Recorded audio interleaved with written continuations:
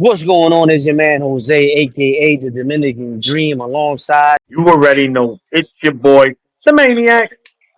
for the boxing roundtable, and we are ready to talk boxing. Boxing. One of the most anticipated, or the most anticipated card of this year in its totality.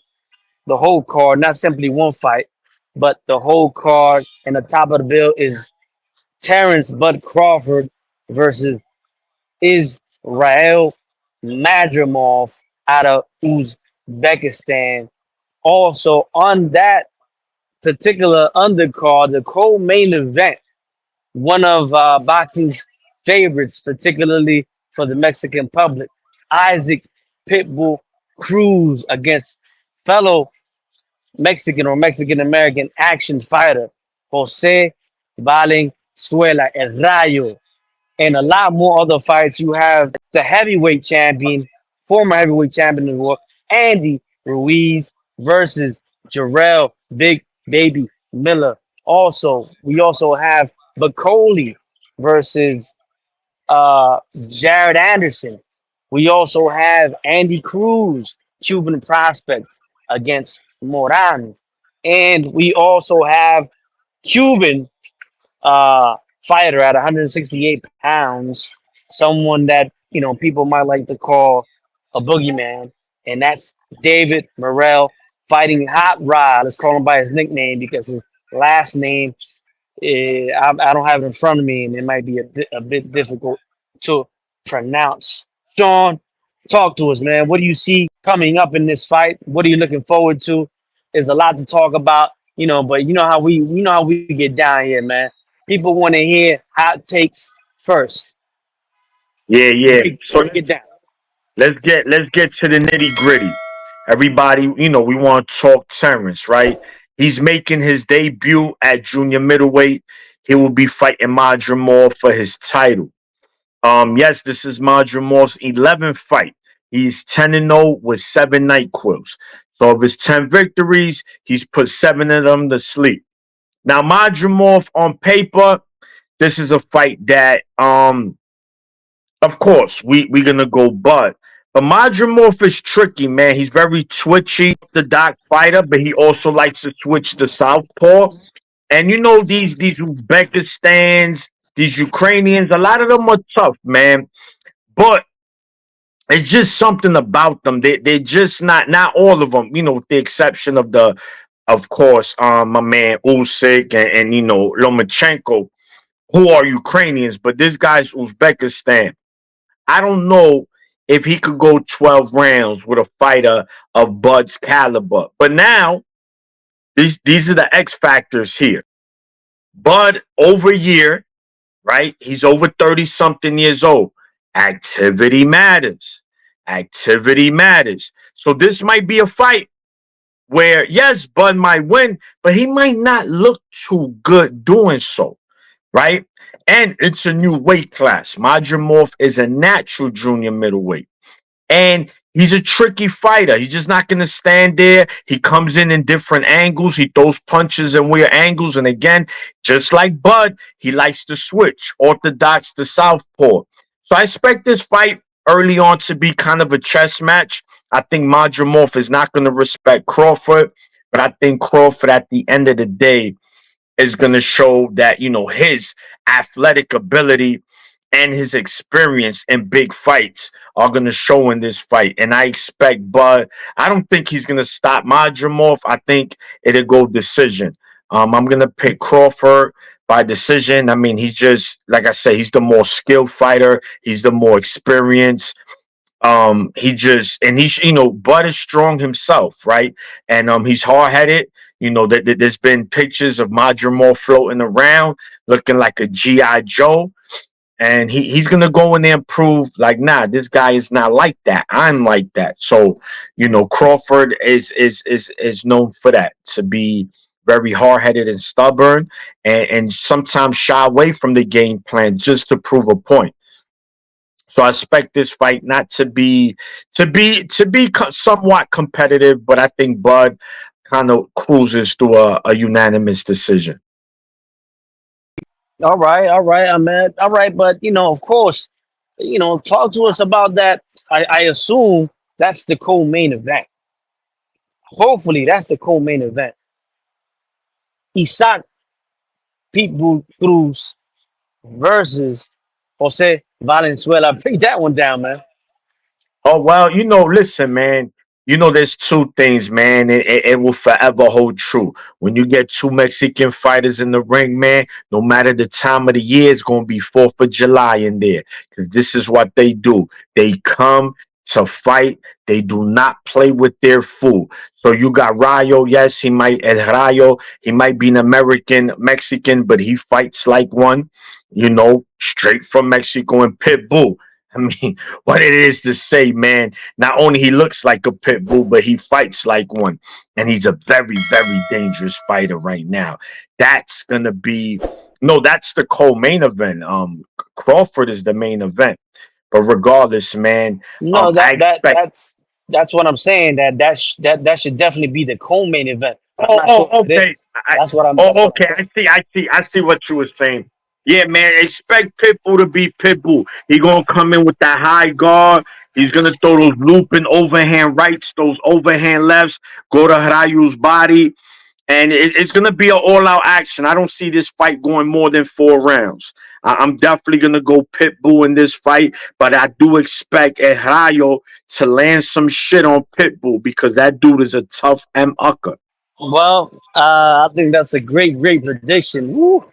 4 rounds. You guys already know what kind of fight that is going to be. And that's not a bad prediction at all. That's a very logical one. I can see it going five, maybe six. But yeah, the past six is kind of a bit difficult to see.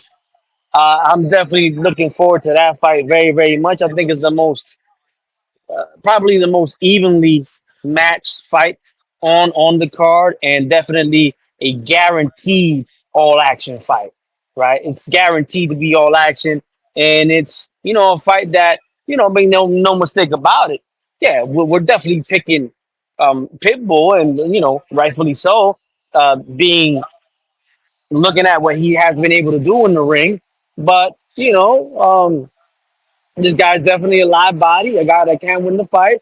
But I just think stylistically, I think it's probably the most evenly matched fight on the card. Yes, you also have Andrew Ruiz, but you got what that guy's fought. I don't know what 3 times in 4 years.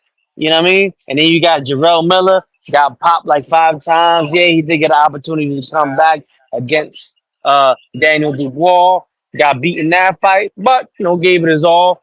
A lot of people talk a lot of caca about Ryan Garcia and him and ban him for life and blah. But we got a guy that's been popped 4 or 5 times and he's still fighting. I don't hear nobody saying nothing. Anyway, Rafael, what's good, man? Talk to us, man. Break the stuff down, man. Break the stuff down. What do you Yeah, see in son. this fight? Terence Crawford, Madrimov, Pitbull Cruz, The the Jose the Valenzuela. the Crawford fight is very interesting because Crawford, number one, Crawford has been inactive for 1 year already. So we're gonna have to kind of judge on how he comes back after that 1 year layoff, after that masterful performance versus Errol Spence, which is a 1 year anniversary yesterday. Let's keep that in mind. Number two, Crawford's about to be 37 years old. So him moving up in weight class, is Father Time going to catch up with him? And number three, practically, is he going to withstand the pressure and athleticism and the poise of these fighters that come out of Eastern Europe? Most of the times, or these parts in Western Asia. How is that gonna derail the potential ticket with between him and Canelo? So that those are gonna be the main questions that I'm gonna have going in. in terms of every other fight out there, it's kind of interesting because this is probably should be the fight that we should be having on September 14th on Mexican Independence Day because it seems like an all-out Mexican show card. I don't know what you guys think about that. I absolutely agree. I absolutely agree. I think that I absolutely agree. I think that Isaac Pitbull Cruz to me is slowly becoming and easily becoming uh, the face of boxing for Mexico, or Mexico's favorite fighter as far as being the people's champ. Sean, we understand we have champions, you have unified champions, you have undisputed champions, but you also have something else. And no official title exists for that, and that's being the people's champion. But you see that in the crowd. You see that by the crowd's response to a certain fighter. And we've seen Pitbull Cruz steal the show on other cards before. Tim Tszyu versus Fundora was a solid fight. It was hindered. It was, it didn't come out as good as it should have, not nearly because of the injury to Tim Tszyu's head. But I would say that Pitbull Cruz definitely stole the show, and you saw the crowd there for him. You saw how passionate the crowd. They were there for him.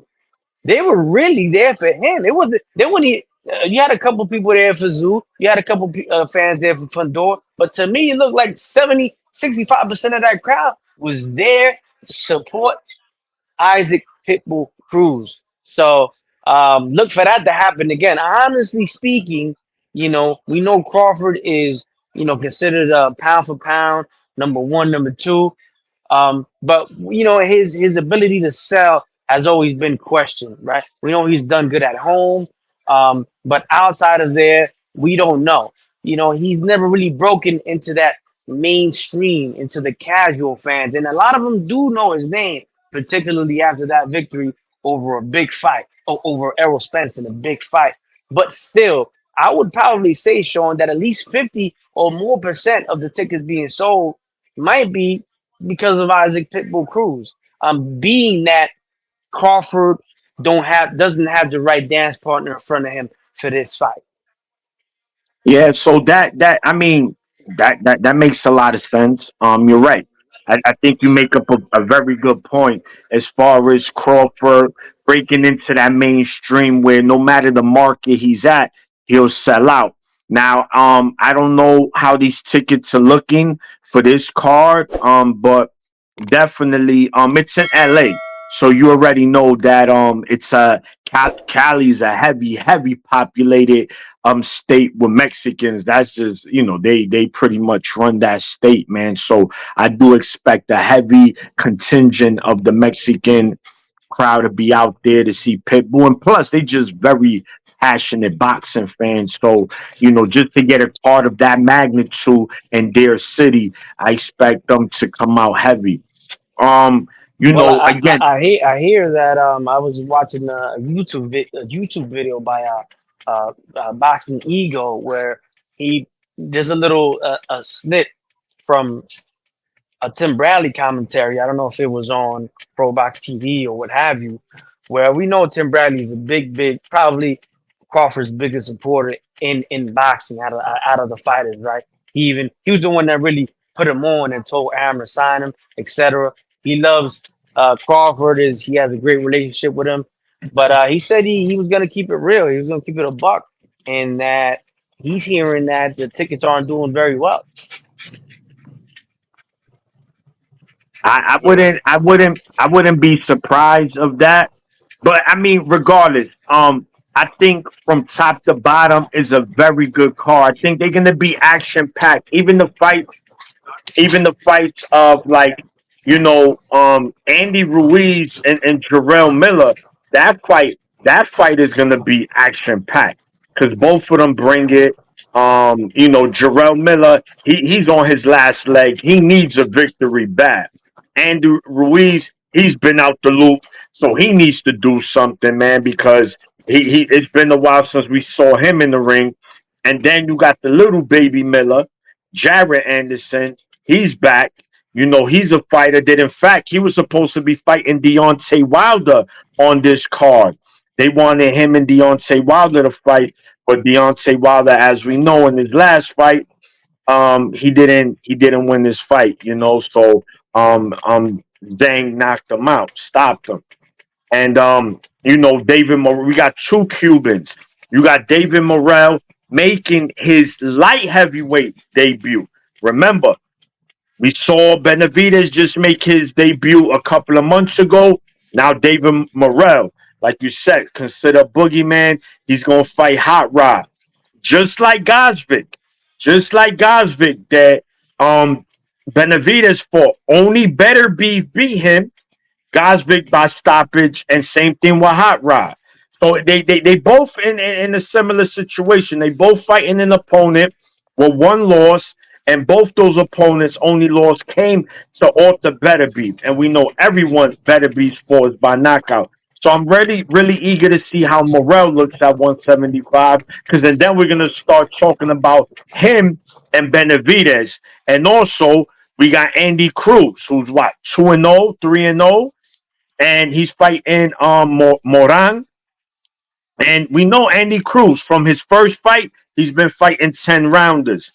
And listen, he won all the smoke at 135. People talking about Keyshawn. I know I've been talking about Abdullah Mason, but listen, man, Andy Cruz, yes, he hasn't looked like a star in his first couple of fights, but he's dominating. He's dominating, and he's still learning. So, and he's with Bozy Ennis, man. Bozy's trying to install that dog in him. He's trying to install that killer instinct. And Andy Cruz, he's around Boots, man. So you start to feed off of that, and you understand that these new Cubans, Dream and Raphael, that they are new breed.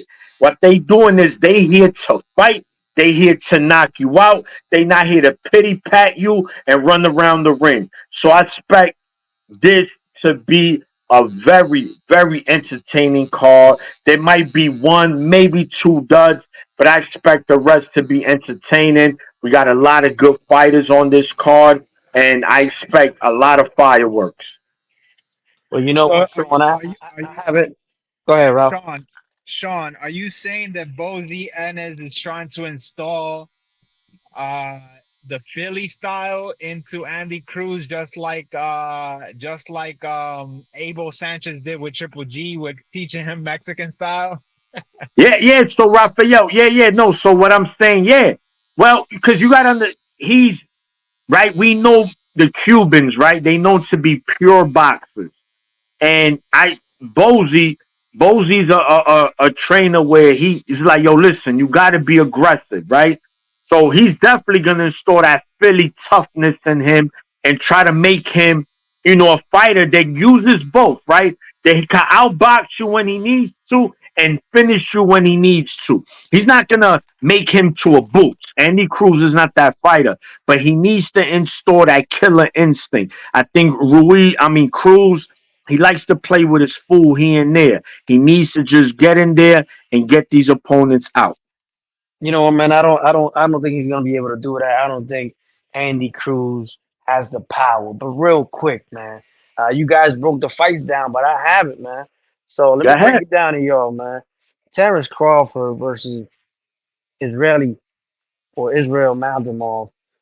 Look, man, I think you mentioned it earlier. I wasn't able to listen to exactly what you said, but it sounded like something along the lines of where you know what we get with these West Asian, East European fighters, right?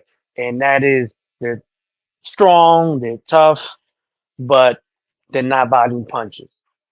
They don't throw many punches. They're not very active. They're not flashy in the ring. They're very basic, blah kind of fighters. Very monotonous in the ring. What they do, the same thing over and over. I don't see absolutely anything special in Israel Madrimov. Yes, he is a strong, bigger guy than Crawford, but he's a guy that as a professional has 11 fights. I understand but he's a champion. Again, you said it before. Anybody can be champion in this era of boxing. Not saying that Madrimov is just anybody, but I definitely don't see him as uh, an elite fighter at 154 on boxing, at least as of yet. I don't expect an exciting fight from Madrimov. He might fight the best fight of his career, be given the opponent that's in front of him. But I'm, it should be a fight where Terence Crawford will be able to really showcase his athleticism or his So boxing ability, kind of like he did against uh, hold on, because I haven't broken it down yet. Kind of like he did against Ian dude a couple years back at 135 pounds. Ricky Burns. That was a really, really boring performance. Dominant performance by Bud, but a very boring performance. I think, Bud is gonna try to turn the heat up, but I'm not. I think a lot of people being Crawford fans are looking forward to that fight, and I respect that because I look forward to fights of fighters that I like, even when they fight someone that's, you know, not a great fighter because you just want to see them back in action. And boxing, people want to see that. But I think I like Crawford by decision. Um, I see some resistance by being put up by Madrimov, particularly in the strength and size department. But not so much in the difficulty department. I think the strength, size, and toughness, um, that's going to show. Other than that, I think it should be a relatively easy victory for Terence Crawford if he wants to make it that way. If he wants to bang, it might be a wrong choice. He's going to give Israel more chances than he should. But I think that if he chooses to box and kind of play it on the safer side, he can really win a 9-3, 10-2 kind of fight. As far as Pitbull Cruz versus um, Valenzuela, you like you mentioned, you guys already know. I'll say 5-6 rounds. Uh, a very entertaining fight, but Pitbull should come out victorious and should win the fight by knockout or TKO or what have you. Now, those are my predictions for the main or most attractive fights of the night. Andy Cruz, I don't expect anything from him. I think he's a born fighter. I think Boots' father isn't really gonna do anything to change his style because I don't think he has the power to fight that kind of style. Um, I think that's it. I'm not big on him. He's older too. He's almost 30 years old. What he's like 27 years old. I know he started as a professional late, but I think what you see is what you get with him. David Morrell, another fighter to look forward to. He's definitely a guy of the new school Cubans. He got pop. He can bang. So I look for him to end that fight early at least. Andy Ruiz against Big Baby Miller again. Andy Cruz, the dude. She got two Andys on it. Andy Ruiz is a guy that's fought 4 times in 4 years. I think he fell in love with the money. He made a little, we know how big of a splash he made with his victory over Anthony Joshua, and then he got the rematch, and then he started buying jewelry, started buying cribs. He got Hollywood. He got Hollywood. And we know PBC likes to put people on the shelf, and he's been on the shelf. So you guys mentioned activity with Crawford. So the same thing goes for Andrew Ruiz, especially a guy that is a heavyweight, and we know doesn't stay in shape the way Crawford does. So